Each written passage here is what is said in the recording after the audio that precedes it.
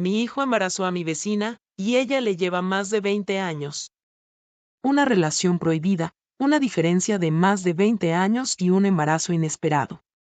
¿Cómo afrontará una madre el caos que desata cuando su hijo se enamora de su vecina? Descubre esta impactante historia de amor y traición. Mi nombre es Andrea, y hoy me siento completamente desconcertada. No sé en qué momento mi vida comenzó a desmoronarse, pero lo que está ocurriendo con mi hijo Tiago es algo que nunca imaginé. Lo que me duele más es que todo esto tiene que ver con Sonia, mi vecina de hace tantos años, a quien consideraba casi una amiga. Jamás pensé que ella se atrevería a cruzar ciertos límites.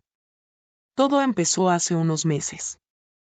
Yo noté que Tiago estaba más animado de lo habitual, y aunque al principio me alegraba verlo feliz, no tardé en darme cuenta de que había algo más detrás de esa sonrisa constante. Un día, mientras tomábamos un café en la cocina, él dejó escapar, sin darse cuenta, el nombre de Sonia en medio de la conversación. Al principio no le di importancia, pero luego ese nombre empezó a aparecer más y más. Recuerda que si te gustan mis videos y quieres ver videos similares, no olvides suscribirte y activar las notificaciones. Tiago tiene 25 años, es un buen muchacho, siempre lo ha sido. Trabajador, responsable y, aunque a veces un poco reservado, siempre hemos tenido una relación cercana. Pero todo cambió cuando me confesó, casi sin querer, que estaba saliendo con Sonia. No supe cómo reaccionar en ese momento.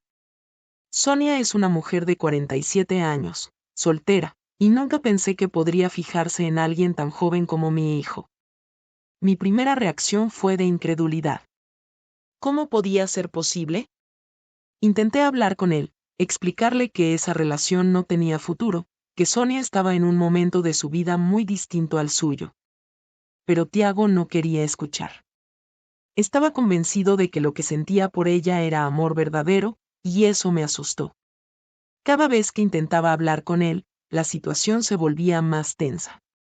Mi desesperación crecía al ver que Tiago estaba dispuesto a dejarlo todo por Sonia. Le dije que esa relación estaba mal, que no era apropiada, pero él simplemente me ignoraba. Me sentía impotente, como si todo lo que le había enseñado durante estos 25 años se estuviera desmoronando frente a mis ojos. Intenté hablar con Sonia, confrontarla, pero ella me recibió con una frialdad que jamás había visto en ella. Tiago es un adulto, Andrea, y tiene derecho a decidir por sí mismo, me dijo, como si no le importara en lo más mínimo el dolor que estaba causando. No podía creer lo que estaba escuchando. ¿En qué momento se había convertido en esa mujer? ¿En qué momento había dejado de importarle mi amistad? Los días pasaban, y mi angustia crecía. Tiago se volvía cada vez más distante.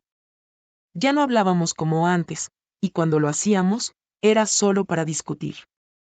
Me sentía cada vez más sola, incapaz de hacer algo para detener esa locura. Intenté hablar con mi esposo, pero él parecía no entender la gravedad de la situación.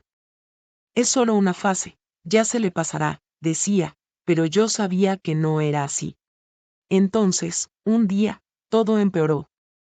Tiago llegó a casa más tarde de lo habitual, y yo, preocupada, lo confronté. Lo que me dijo me dejó helada. Sonia estaba embarazada. Mi mundo se derrumbó en ese instante. No podía ser cierto. No podía ser cierto. ¿Cómo había llegado todo tan lejos? Intenté mantener la calma, pero era imposible. ¿Qué iba a hacer ahora? ¿Cómo íbamos a manejar esta situación?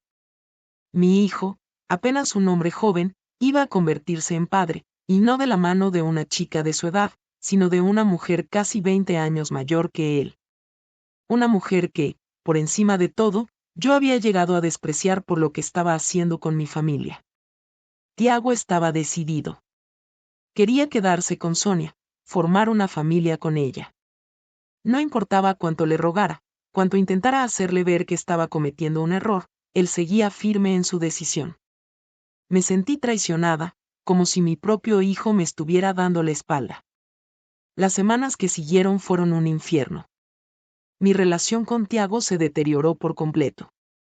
Ya no confiaba en mí, ya no me veía como su madre, sino como una enemiga que intentaba destruir su felicidad. Cada conversación terminaba en gritos, en lágrimas. Yo no podía soportar ver cómo la relación con mi hijo se desmoronaba, pero no sabía qué más hacer.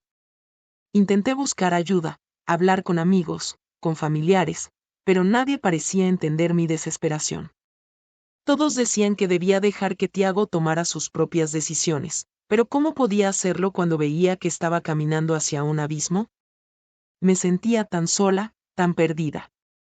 Un día, en medio de una de nuestras tantas discusiones, Tiago me dijo algo que nunca olvidaré. Mamá, si no puedes aceptarlo, entonces no quiero verte más en mi vida. Esas palabras me destrozaron. Sentí que mi corazón se rompía en 1000 pedazos.